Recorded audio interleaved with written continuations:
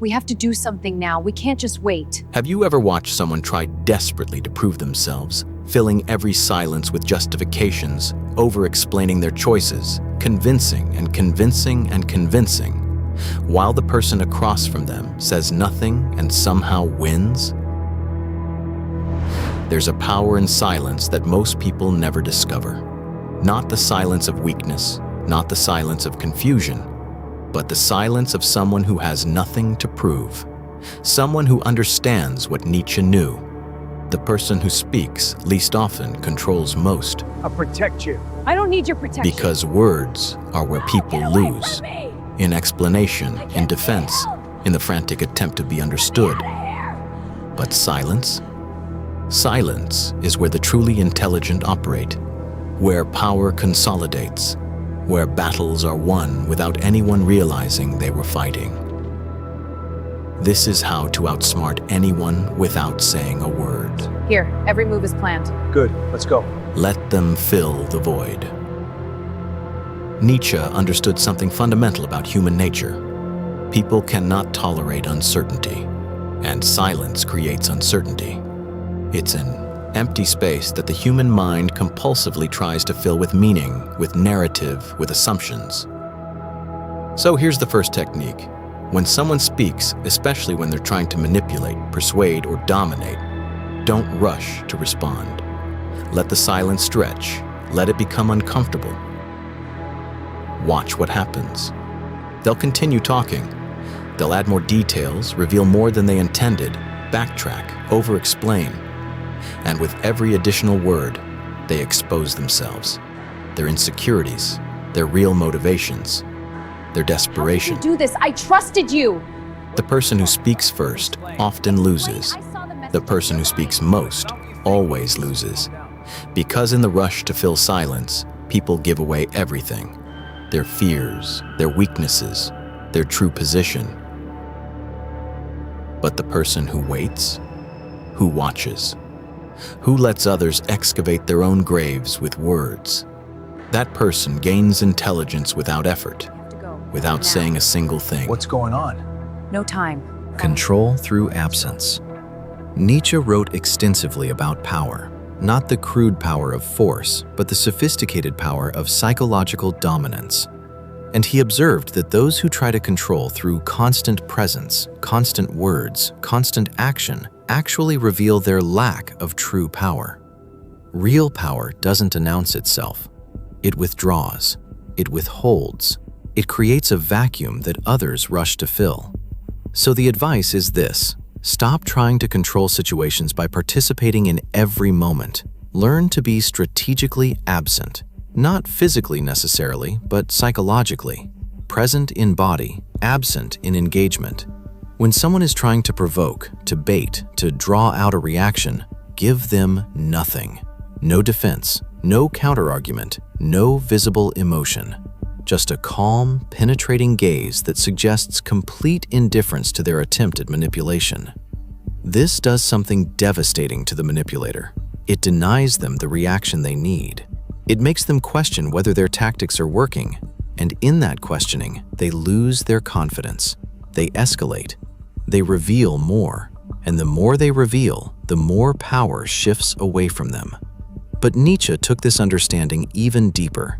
He recognized that silence isn't just about withholding words, it's about mastering something far more powerful: the ability to control one's own emotional reactions.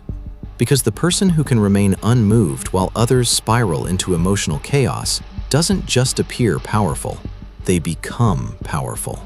And this transformation happens not through what they say, but through what they refuse to reveal. The Stoic surface. Nietzsche was fascinated by masks, the deliberate construction of a persona that hides the true self. And he taught that the greatest mask isn't one that pretends to be something else. It's one that reveals nothing at all. I'm just trying to understand. This is the What mask is of there to composure, understand? of You were complete there. emotional Let's self-regulation. figure this out together. And it's the most powerful tool for outsmarting others without words. When someone attacks, and there's no flinch. When someone compliments, and there's no visible pleasure. When someone threatens, and there's no fear. What happens? They they lose their leverage, because all social manipulation relies on predictable emotional responses. Insult someone, they get defensive. Flatter someone, they lower their guard. Threaten someone, they comply or escalate. But when none of these triggers work, when the face remains neutral, the body language unchanged, the energy completely unaffected, the manipulator is left flailing. They have no data, no feedback, no way to know if their tactics are landing. The advice: practice emotional opacity. Not emotional suppression, that's different and damaging, but the ability to feel fully internally while displaying nothing externally. To experience the anger, the hurt, the satisfaction, without letting any of it show. This takes practice, but it's devastatingly effective, because people make decisions based on perceived reactions. And when they can't perceive anything, they make mistakes, big ones. The strategic stillness. Nietzsche observed that movement, physical, verbal, emotional, is often a sign of anxiety. The person who fidgets, who talks constantly, who can't sit still, is broadcasting their inner chaos. But stillness? Stillness suggests control, depth, power held in reserve. So learn to move less, speak less, react less, not as a performance, but as a genuine cultivation of inner authority. When someone is trying to rush a decision, remain still. Don't match their urgency. Let them feel the weight of their own impatience against the immovable object of calm refusal to be hurried. When someone is trying to provoke an argument, remain still. Don't take the bait. Let their aggression crash against the shore of complete non-engagement. This stillness communicates something without words. Nothing being said or done here can shake this foundation. And that communication is more powerful than any verbal response could be. The silent assessment. Nietzsche believed in the importance of what he called the revaluation of values, the ability to look at everything with fresh eyes and judge independently, and this ability shows in how someone looks at others. There's a way of looking at people that unnerves them, not with hostility, not with judgment in the moral sense, but with assessment. With the clear sense that they're being measured, evaluated, understood at a level they don't understand themselves. This is the gaze Nietzsche mastered, the one that sees through performance to psychology, through words to motivation, through the mask to the wound underneath. And when someone feels this gaze on them, even if nothing is said, they become uncomfortable. They feel exposed.